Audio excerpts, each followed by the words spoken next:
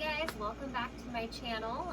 If you're new here, please let me know what you think. Hit the thumbs up button, comment down below, and of course subscribe if you haven't already to keep seeing videos and continue to see what I make each week.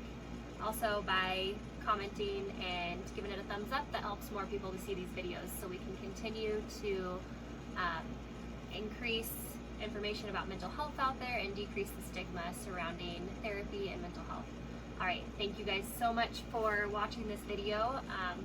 Today, kind of like I talked about in last week's video about what happens in your first session in therapy, we're going to talk about confidentiality. So when you come into session, what is going to stay confidential and what are some things that your therapist or counselor, myself included, might have to share or make reports on. So typically everything said in session stays in session. The times or the limits to your confidentiality are, harm to self or others. So if you report or I have reason to believe that you plan to harm yourself or harm somebody else, that would be a time that either we might have to, get you to a hospital to make sure you're in a safe place. If your report plans to hurt someone else, then that's when I would have to contact police officers and let them know so that we can keep that other person safe. And at times I'd also need to notify that other person if that person is identifiable to me. I would have to give them a heads up as well after I contact the police. So that's one instance. Another instance that confidentiality would be broken is if there is any harm to a child or abuse to a child reported. So that could be, physical abuse, sexual abuse, emotional abuse, or neglect. Neglect is something I think a lot of people don't think about as abuse, but if a child isn't being taken to the doctors when they need to, or isn't being fed properly, or clothed, or all those basic needs that we have aren't being taken care of for this child, that is the time I would have to make a report.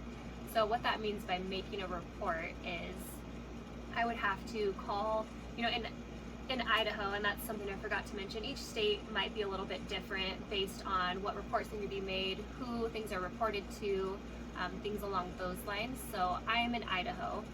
In Idaho, I would call our Idaho Department of Health and Welfare child line, so pretty much Child Protective Services, and make a report to them. And then if it is like an imminent thing and it doesn't feel safe to let the child leave my office, say it's the child reporting it to me and the person causing the abuse is at home, or it wouldn't be safe for them to return home, then I may also have to call the police for that report. And if it's safe to do so, the parent would be notified as well, as long as they're not the one perpetrating. Also, abuse to an elderly person, which also includes financial abuse. So someone is stealing their money or not using their money to pay for things that they're supposed to be for this person, then I would have to report these things to Adult Protective Services. Another instance where your confidentiality may have to be broken is if there is a subpoena by a judge. So if a judge needs records or subpoenas me to go into court and answer questions based on things like mentally fit, are you able to care for yourself, things along those lines, then I would have to break confidence by answering to the judge's subpoena.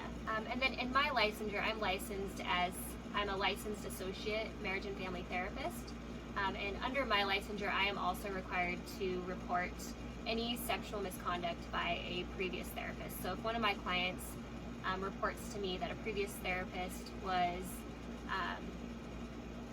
that they had a sexual relationship with their previous therapist, or there was any type of sexual harassment, anything like that, I would have to make that a report on that as well. With all of these things, I am very upfront with my clients. I like to be transparent and let them know exactly what's happening so that they know they can be confident in what's being shared with me. So anytime someone's starting to get into the area of something that seems like it might have to be reported, I always let them know, hey, we're kind of going down this road and this is something that I'm gonna have to report, or we're gonna have to make a phone call. And I always offer to allow my client to be a part of that, making that report. The reason I do this is, if it's something where the report's being made, say my client is talking about how they were abusive towards their own child, then them being a part of that reporting process can make things a bit easier when Child Protective Services starts looking into things. So they're a part of wanting to make change is what that tells us and tells the system. And then another reason is because if my client's a part of making the report, they know exactly what's being said, what's being reported. If there's any questions that the agent is asking that I might not know, the client is there to answer those questions, or the client could fill in more information if there's things that they've forgotten or that they feel like is important for the agent to know as we're making the report, and try to include clients in making reports if they feel comfortable doing so. It's not a requirement for them to do so, but I do give them a heads up that it's something I'm going to be doing, or hey, I received a subpoena, this is what this is going to look like, this is what we can expect. So I try to keep my clients in the loop with that. And then the only other time that information will be shared is if my client gives me permission to do so. So if they fill out a release of information for like their doctor, their psychiatrist, if I've had like caseworkers, things like that, that allows me to share information that's needed with the doctors. The doctors can tell me, this is the medications that we're on. Are you noticing any changes, or what are your thoughts on treatment going forward? Things like that. So that just makes it so that we can really have that continuity of care, and so that everybody's kind of on the same page with how things are going for you and maybe where things need to be tweaked. So that is pretty much what confidentiality is and the limits to confidentiality. Hopefully it all made sense. I wasn't following like a script, so I was just kind of going off, going from memory, and kind of the spiel that I typically go over with clients. The spiel I go over with clients is much more condensed because clients do get a paper with, your rights of service and limits of confidentiality, so it's all written out on there. But I also verbally go over it at the beginning of my very first session with clients, so that's done verbally, because I know often we skim papers, and so I want to make sure that that's very well understood, because it's a very important thing that I take very seriously, and I think all counselors and therapists take very seriously. So the other important thing to note, especially since I live in a small town, this happens often, is what to do, if you see your counselor or your therapist in public. So since where I live, there's only 2 grocery stores, I see clients often, because, we're bound to run into each other.